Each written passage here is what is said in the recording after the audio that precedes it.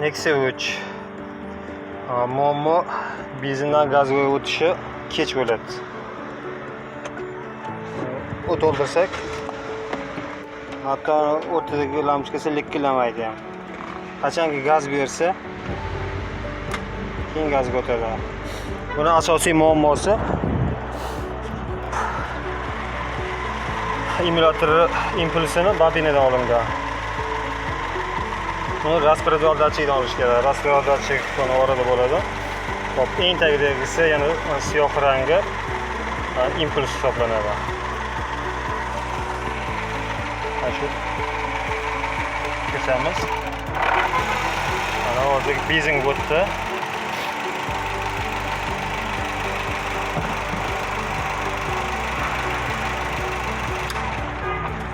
Gaz bermasa ham o'zi gazga o'tishga harakat qildi.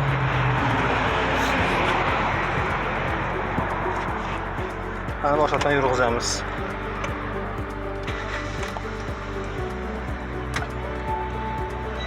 Mana gaz berganim yo'q.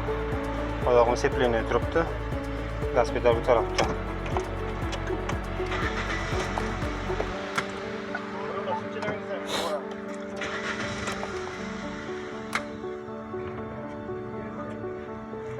Orada bir o'chib qolishi ehtimoli bor. Bunga bitta relay qo'yib yuborilsa ham yo'qoladi.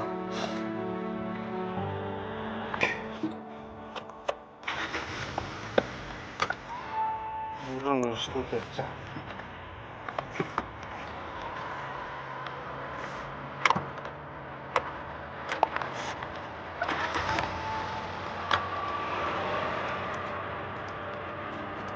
Benzindan gaz o'tgani o'chib qolmasligi uchun anaqangi relay qo'yish kerak.